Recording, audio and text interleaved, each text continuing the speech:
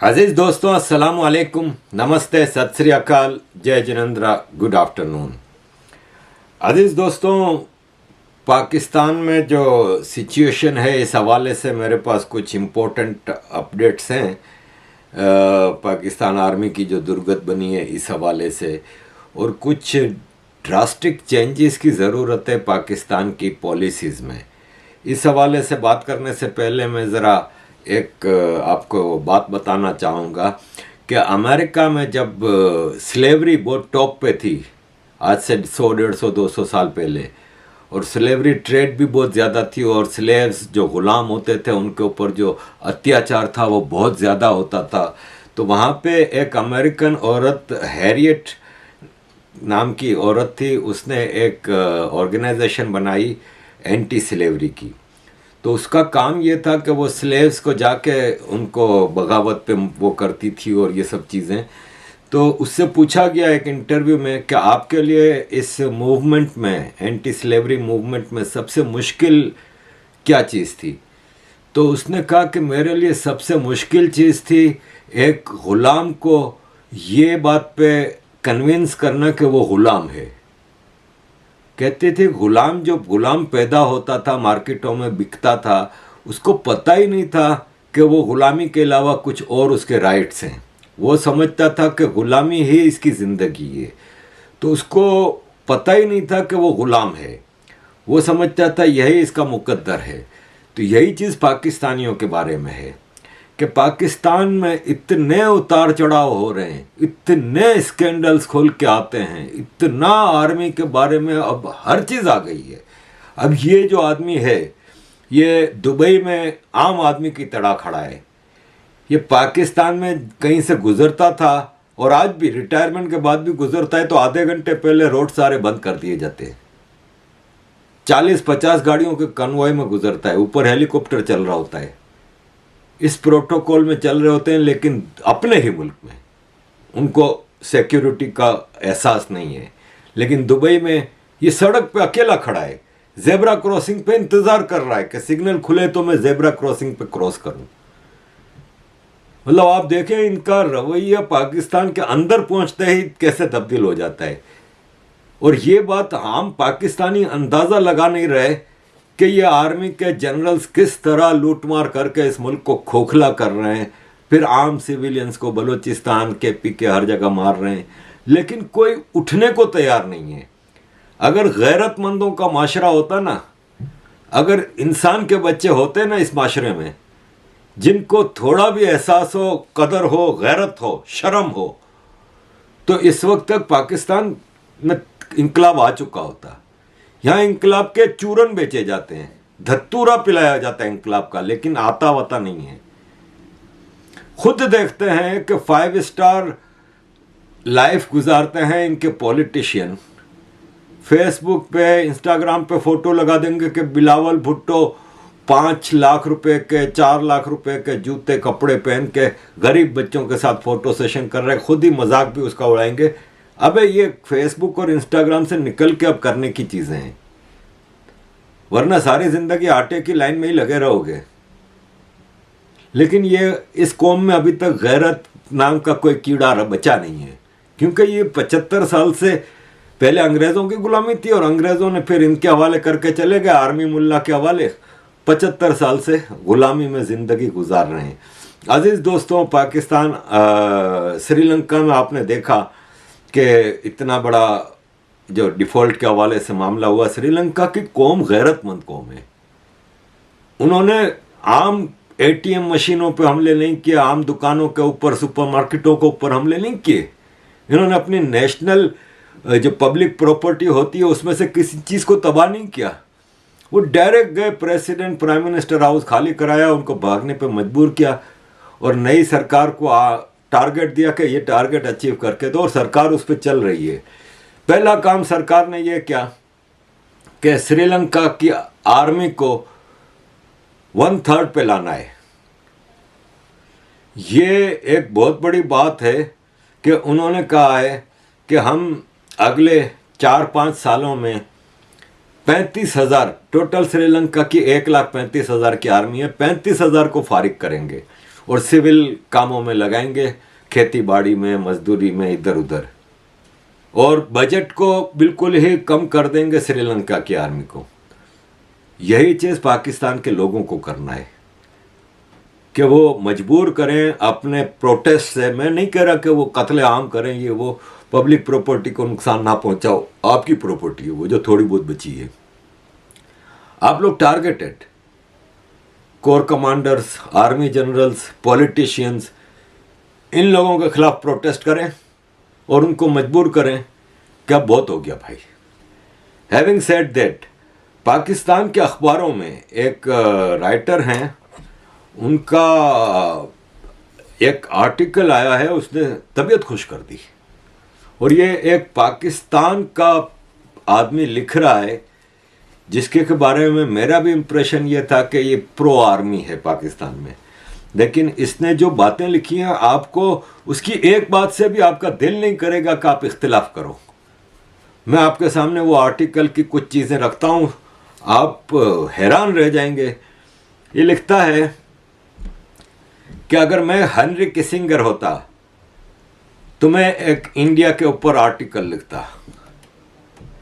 कि इंडिया की तकदीर ही बदल गई है और इंडिया ग्लोबल स्टेज पे और एशिया पे एक नई ताकत बन के सामने आया है।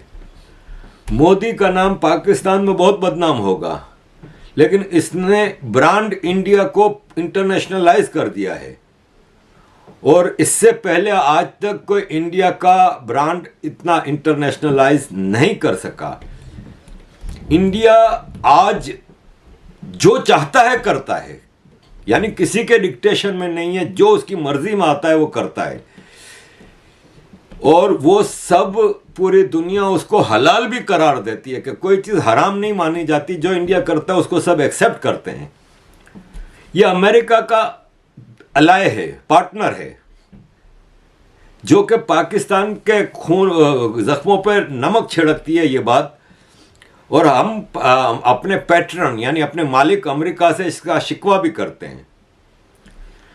ये रशिया से, जो कि अमेरिका की सैंक्शंस में है, जिससे दुनिया का कोई मुल्क ट्रेड नहीं कर सकता, उससे अपनी मनपसंद कीमत पे पेट्रोल भी खरीद रहा है और फिर उन पेट्रोल को अपनी रिफाइनरीज में रिफाइन करके री एक्सपोर्ट कर रहा है, जिसका फायदा रशिया को भी हो रहा है, इंडिया को भी हो रहा है।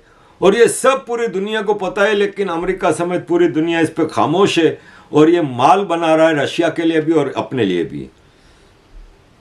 दुनिया की दो बड़ी ताकतें, मिलिट्री पावर्स, रशिया और अमेरिका, दोनों आगे बढ़ बढ़ के कहती हैं कि इंडिया हमारा पार्टनर है, इंडिया हमारा एलाय है। ये एक डिप्लोमेटिक कू नहीं है तो और क्या है? अगर एक लफ्ज में आप बात करो, ये लिख रहा है, अगर आप एक लफ्ज में बात करो कि इंडिया क्या है, तो इंडिया रेलेवेंट है, यानी पूरी दुनिया के लिए ज़रूरी है।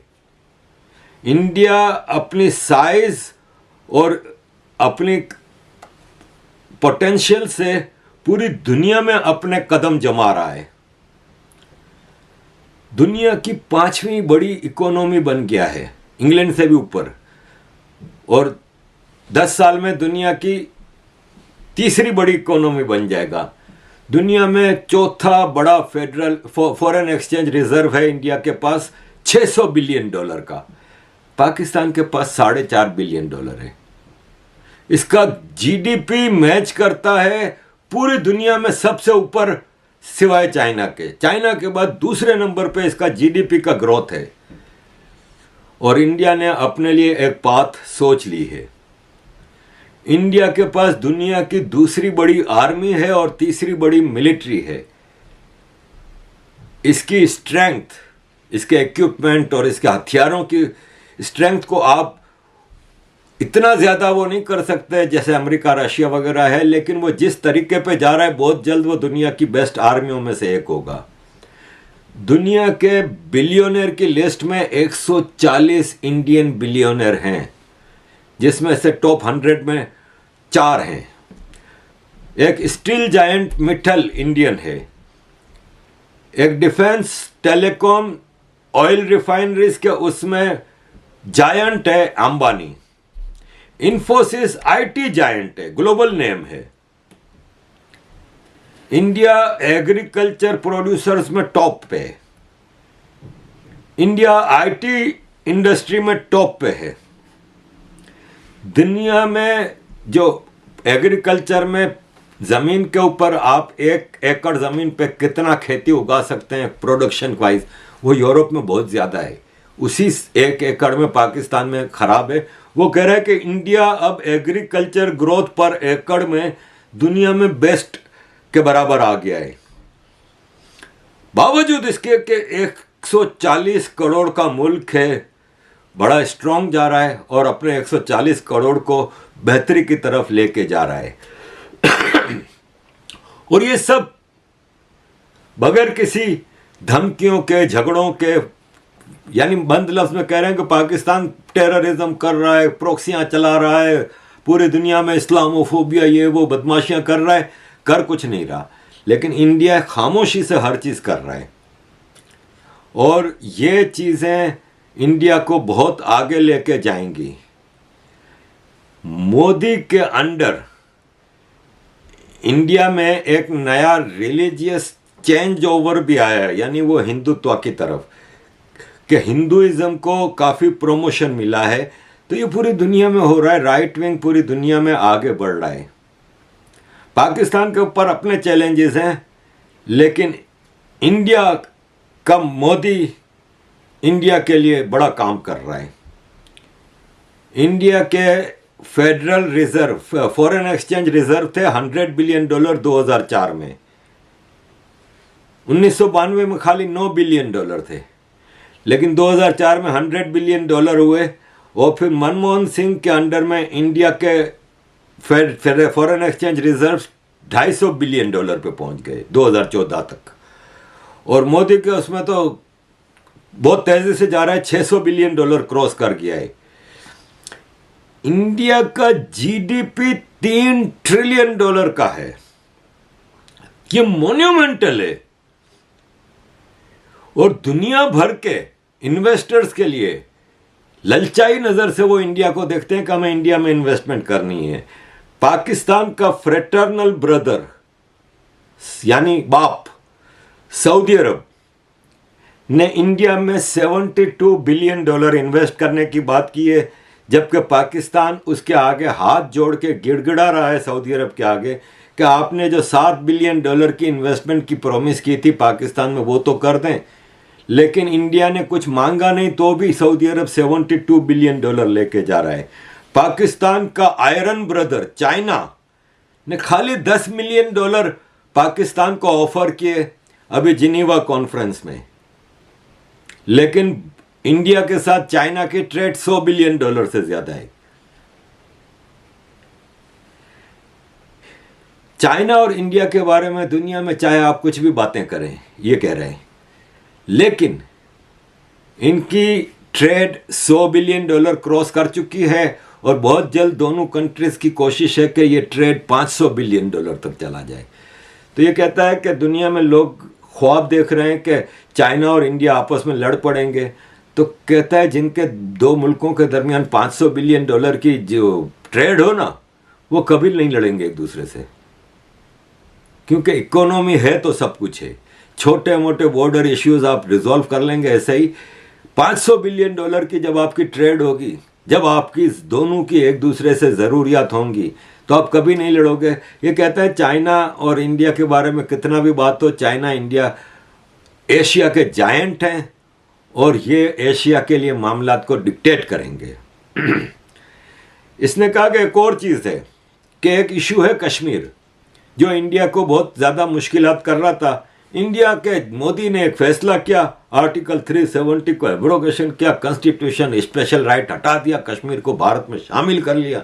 दुनिया देखती रही, दुनिया देखती रही। अब कश्मीर आप कुछ भी कह लें, अब एक डिस्प्यूटेड इशू नहीं रहा, एक स्पेशल इशू हो गया है।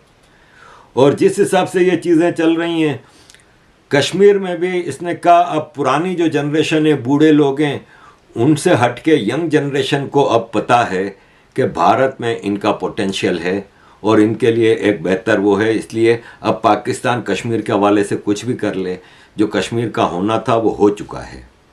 India's global footprint is remarkable.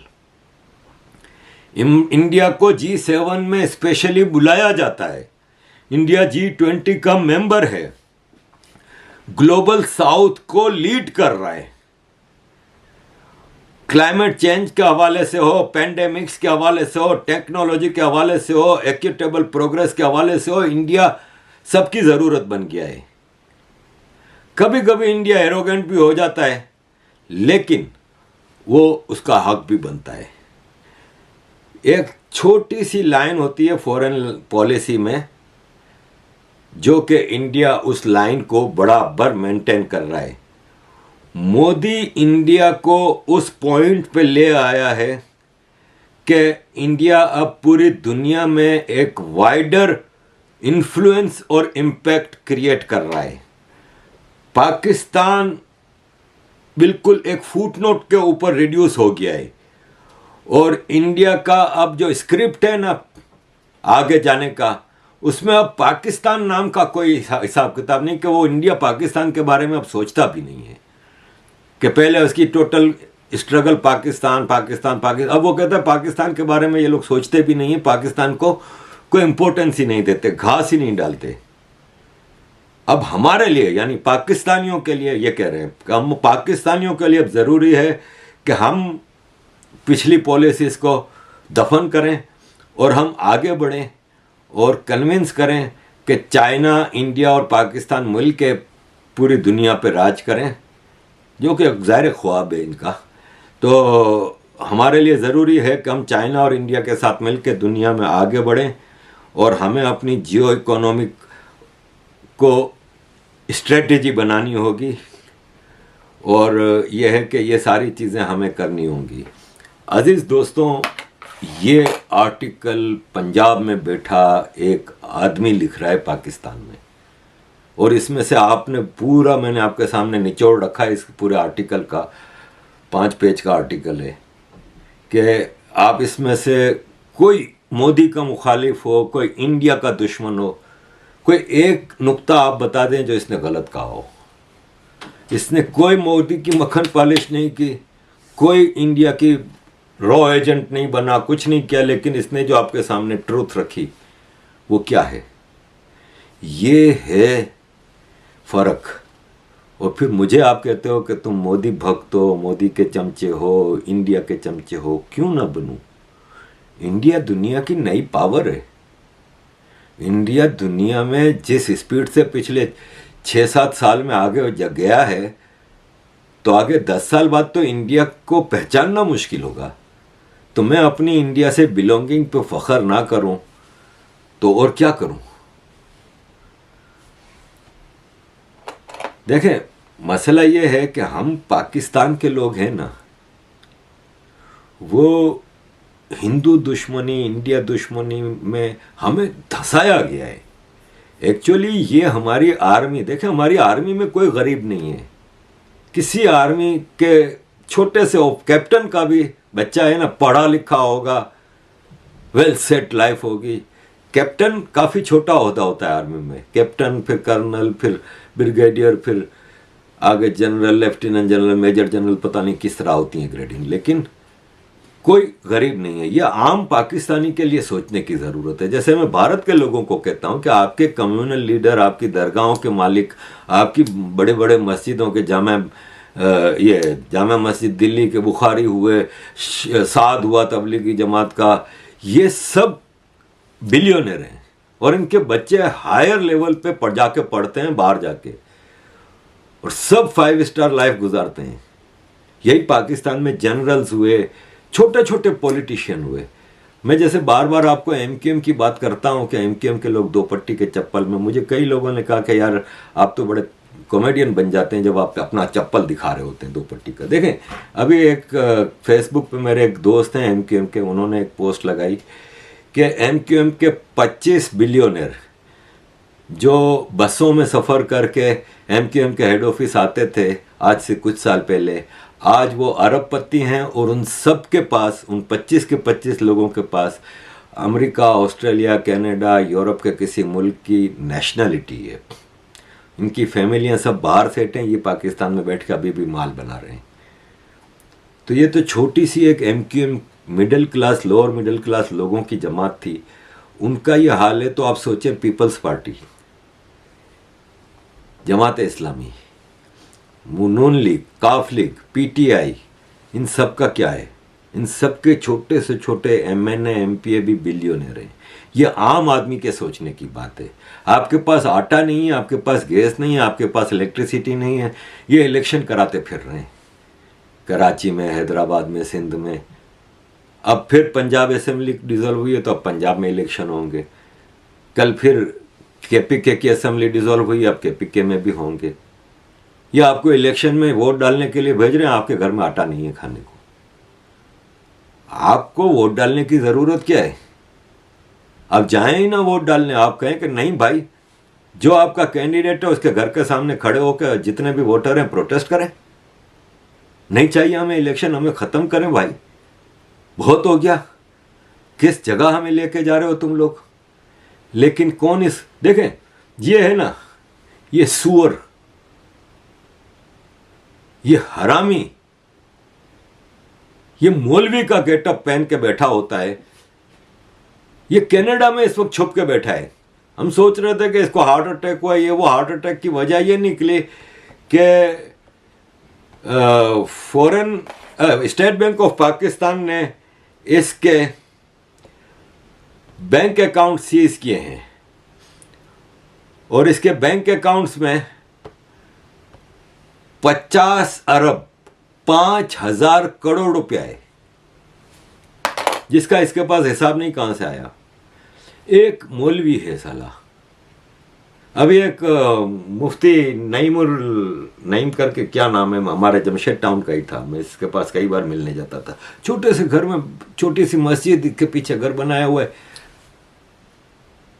मरा तो इसके बेटों का आपस में जायदाद पे झगड़ा हुआ, मामला अदालत तक गया तो पता चला कोई 12-15 अरब रुपए छोड़ के गया है। ये मुफ्ती तकी उस्मानी, पाकिस्तान का इतना बड़ा मुफ्ती, अरबपति हैं ये सब, जितने मौलवी हैं। ये कनाडा में छुप के बैठा है क्योंकि पाकिस्तान में आके जवाब क्या देगा? 50 अरब रुपया एक साले 2% का मौलवी जो बसों में धक्के खाता था। ये पाकिस्तानी कौम को समझना है। आपने अभी देखा कि ये शहजाद चौधरी ने अभी जो आर्टिकल मैंने आपके सामने इतना लंबा पढ़ के बताया,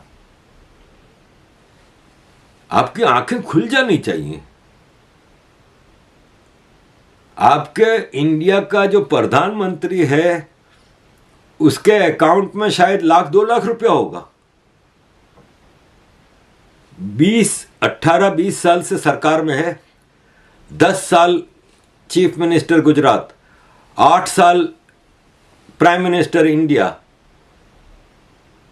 मोदी जी के तो स्विट्जरलैंड अकाउंट होने चाहिए, अमेरिका में अकाउंट होने चाहिए, दुबई में प्रॉपर्टियां होनी चाहिए, और आप फिर अपने मुल्क में बैठ के आप मोदी को गालियां देते हो।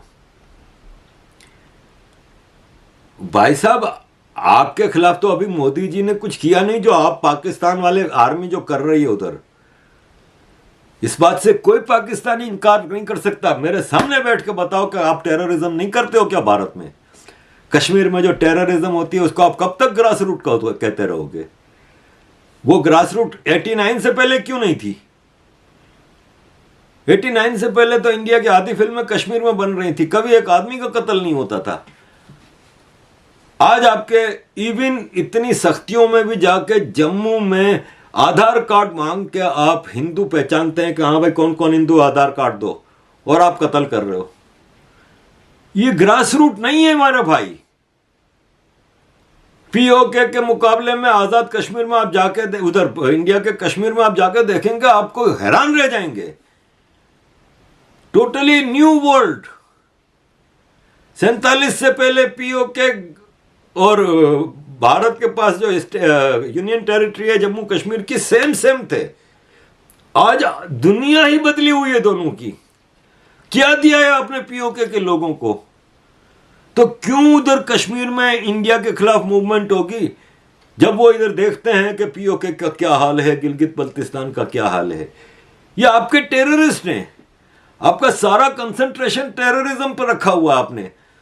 वहां पे एक आदमी बैठा है जो अपने देश का सोचता है, और वो अकेला नहीं है। अब खरबूजे को देख के खरबूजा रंग पकड़ता है।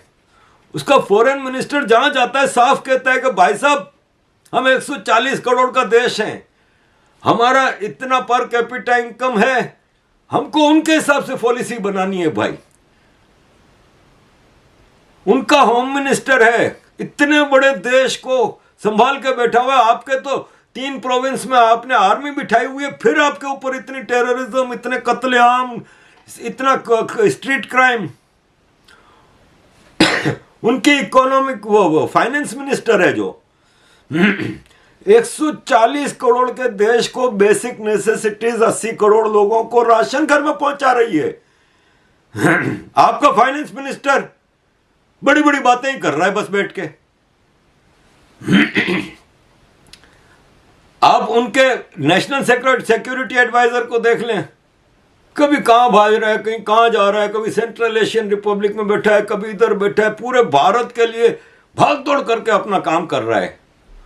और उनका एक डिफेंस मिनिस्टर है। आपके यहां तो ISPR जाके बोलेगी, आर्मी चीफ आसिम मुनीर ने आज ये कहा, आज आसिफ गफूर ने ये कहा, आज DG ISI ने ये कहा। उनके यहां कोई नहीं बोलता, उनके यहां सिर्फ डिफेंस मिनिस्टर बोलता है, जो कि डेमोक्रेसी की पहचान होती है।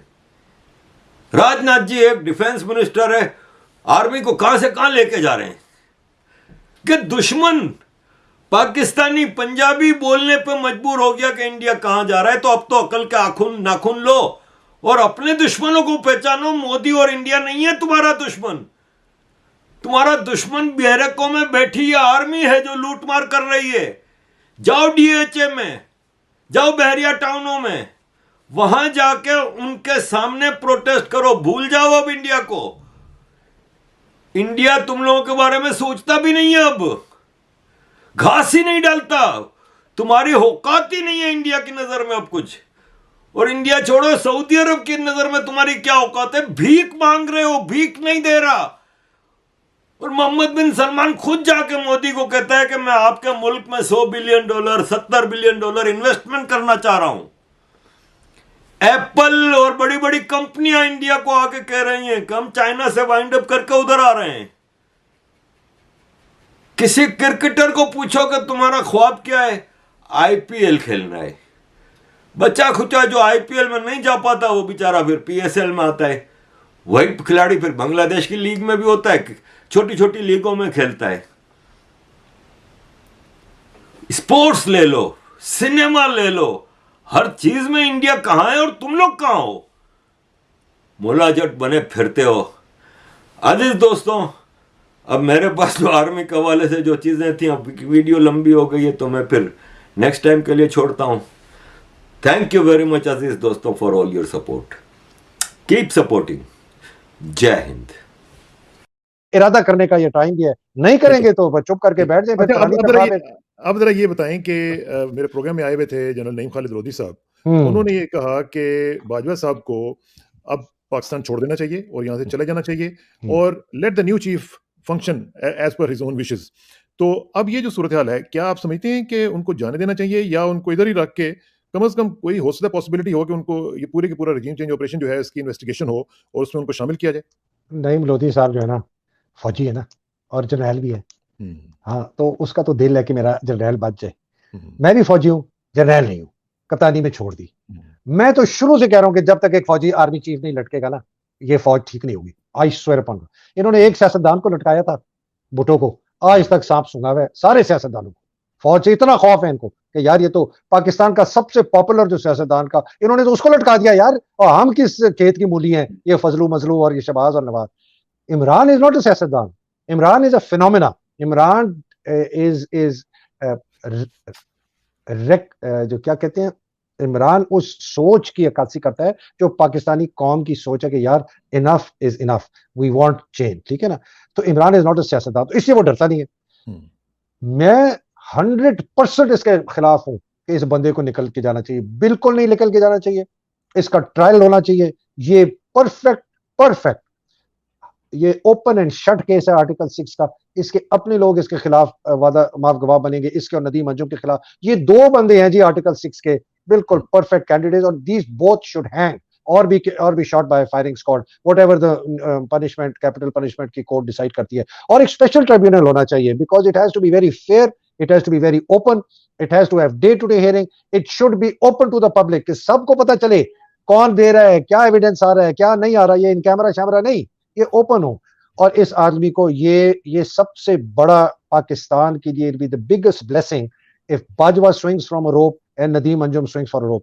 और ये जो आप आज कल देख रहे हैं, आसिम मुनीर जो ये हट धर्मिया और ये हटकंडे इस्तेमाल कर रहा है कि किसी तरीके से मैं इमरान को रोक दूं और मुल्क को संभाल लूं, टेक्नोक्रेट के उसके अहमकाना लॉजिक के तहत, या उसको जो भी एडवाइस दे रहा है उनकी अहमकाना, उसके पीछे नदीम अंजुम है। Because Nadeem Anjum knows how open he is, how serious are the charges against him and Anjum. क्या क्या इन लोगों ने अहकामात किस किस को दिए, फैसल नसीर को क्या कहा, सेक्टर कमांडर्स को क्या कहा, किस किस्म की इन्होंने बर्बरियत की है, उसके खिलाफ तो क्राइम्स अगेंस्ट ह्यूमैनिटी भी है, which is also by the, I don't know Pakistan में उसकी क्या सजा है, सजाए मौत है कि नहीं। तो this is where the situation today stand. लेकिन हैदर भाई इसमें एक चीज, I am sorry to cut you short, ये कुछ लोग हमारे जो दोस्त हैं, ऑफिसर्स हैं, सीनियर ऑफिसर्स, रिटायर्ड भी हैं, सब लोग वो कहते हैं जब इस तरह की आप बात करते हैं तो you are acting against the national interest of Pakistan. वो कहते हैं कि आप पाकिस्तान आर्मी को डिवाइड करने की बात कर रहे हैं, आप पाकिस्तान आर्मी को डिमोरलाइज करने की बात कर रहे हैं, आप ये नहीं चाहते हैं कि पाकिस्तान आर्मी जो है वो फ्लरिश करे, क्योंकि जब आप ये बात करेंगे कि चीफ के खिलाफ इस तरह का मुकदमा हो या चीफ को सजा मिले तो पाकिस्तान की पूरी आर्मी जो है वो डिमोरलाइज हो जाती है, और ये आप नेशनल इंटरेस्ट के खिलाफ बात कर रहे हैं। माशाल्लाह माशाल्लाह, ये इतने बेवकूफ, इतने अहमक लोग हैं। ये इसी वजह से ईस्ट पाकिस्तान गया, अयूब को कुछ नहीं कहा, नहीं कहा ना हमने, कुछ नहीं कहा। 1965 की जंग में धकेला हमें, मरवा दिए लोग, कुछ नहीं कहा। आधा मुल्क टूट गया, ना उसको कहा ना इसको कहा, याया को। आगे चले जिया टेररिज्म ले आया, कलाशनिकोव का ड्रग कल्चर ऐसी की तैसी कर दी, पाकिस्तान की सेक्टेरियनिज्म आ गया, नहीं कुछ नहीं कहो, आर्मी चाहिए, मुल्क तबाह बर्बाद हो गया। मुशर्रफ आया, एनआरओ दे गया, जरदारी को दे गया, वो पीछे शहबाज शरीफ दे गया, मुल्क की ऐसी की तैसी कर गई, नहीं कुछ ना करो, आर्मी चीफ। ये क्या मजाक है, what do you mean army chief?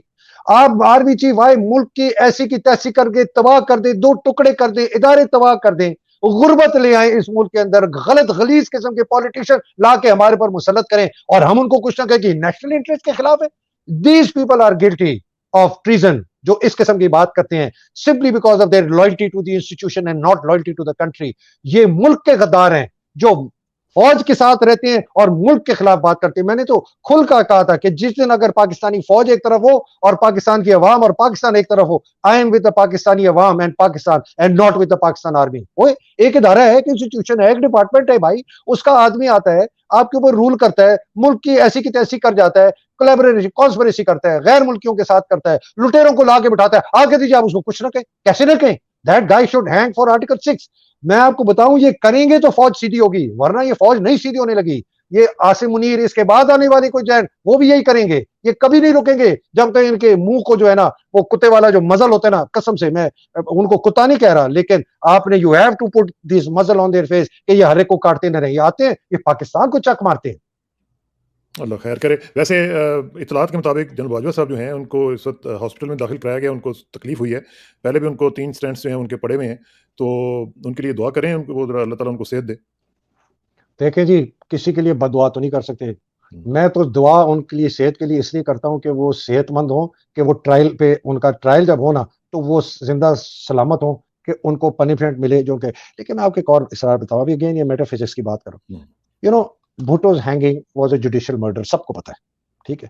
लेकिन भुट्टो ने जितने जुल्म किए थे ना अपने दौर में, और आपको पता नहीं, पता है कि नहीं, मैंने तो उसकी हैंगिंग के बाद हमारी यूनिट लड़काना में थी, मैं लड़काना में था, हमने वहाँ डॉक्यूमेंटेशन देखी, हमने तस्वीरें देखी, मैंने फाइलें देखी। I can not even describe the kind of terror he had unleashed in his own home town against his political enemies.